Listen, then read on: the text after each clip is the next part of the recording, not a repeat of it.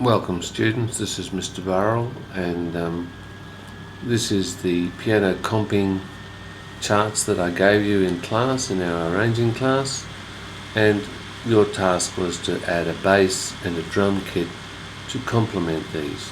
The first thing you should have done is to listen to it and ask yourself, what does it sound like, what can I hear?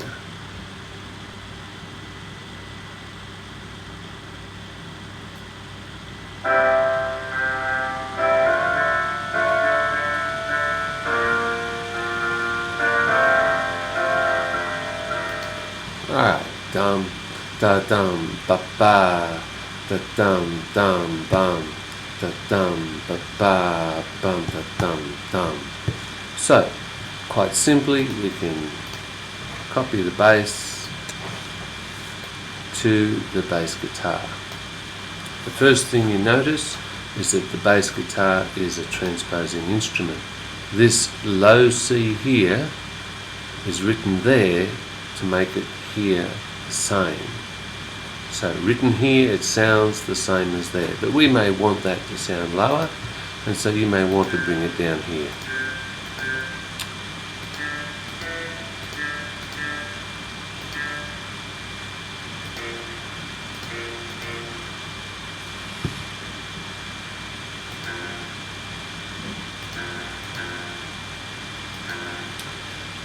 Alright, now we need to add the drum kit. Always remember to put the drum kit in two voices. The upper voice is the hi-hat. I'm working in Finale, and the beautiful thing about Finale is that it tells you what instrument you're about to put in. I want to put in a closed hi-hat, that's the one I want there. If you're working in Sibelius, you will need to put in a quaver note at the same place, then hold down Shift and plus to make it into a cross and to hear it as a closed hi-hat. So you put in a quaver, hold down Shift, hit plus, and it will give you the right look and sound. So we want a number of these. Generally, your player will sit on a nice steady 2 a beat unless he's got a reason for doing it some other way. Often the last one in the bar will be open, so we might just make it an open one, and that will sound better. Now we go to our second layer, or second voice if you're in Sibelius, and we're looking at what is the interplay between the bass and the piano. So we want a bass note here, and then we want a snare drum here, and then I'm going to put in another bass here to correlate with that bass note there, and then bass again.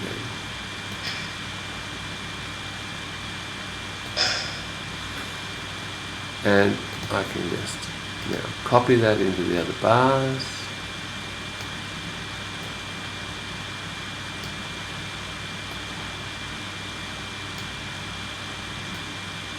And we'll have something like this.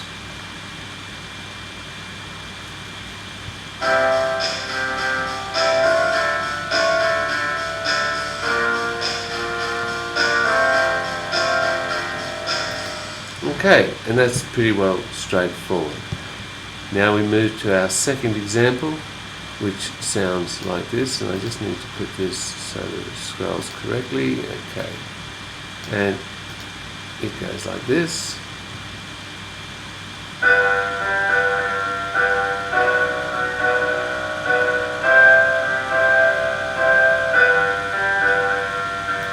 Good, so we grab our bass and we put it here like so.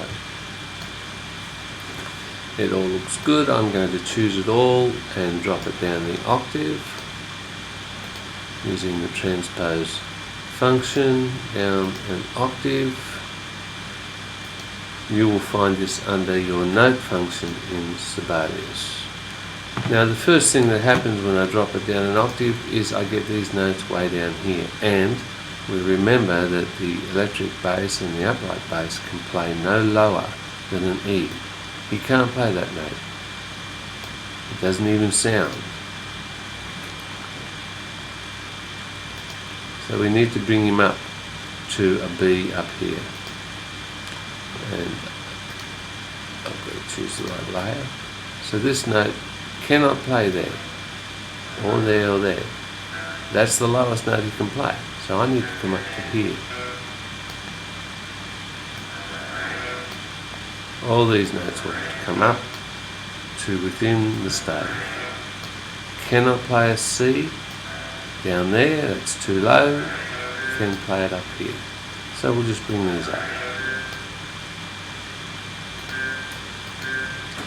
And that will work now quite nicely.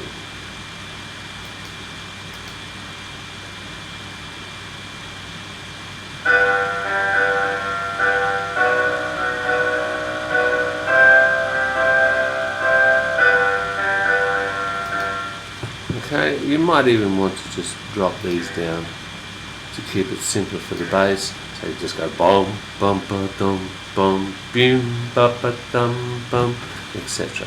Now we need to put in our percussion. I think it's just a dum, da, da, da, da, dum, da, dum. So a basic percussion, here it is, just much the same as before. And we'll put a high open one. Whoop, not that one. An open one.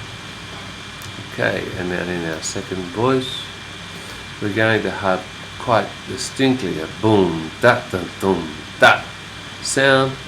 It's almost identical to the last one.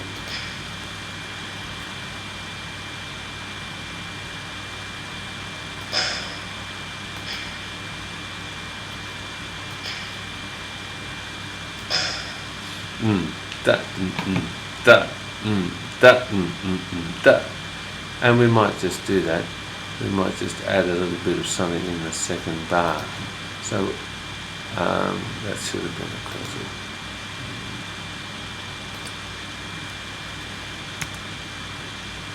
Switch that up. Okay, so we can copy this across to all of them, and we might just create a little bit of variety in this second bar by making this two lots of like that.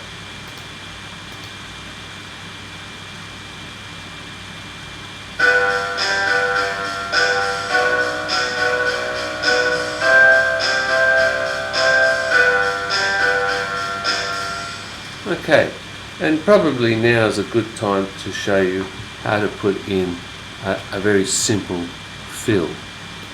A simple fill would occur on the snare drum, and a very simple one would be tick-a-tee. So we could go tick-a-tee. So that'll be boom, da, tick-a-ta. Let's hear it in its context.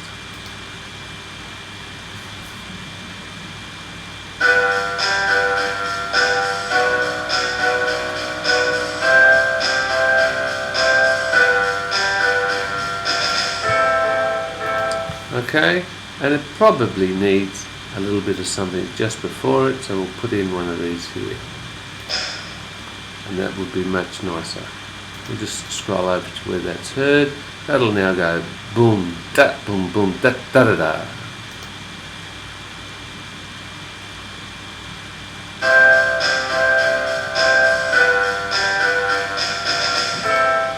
Okay, and the rest of these are yours to finish in your own time. Thank you, students.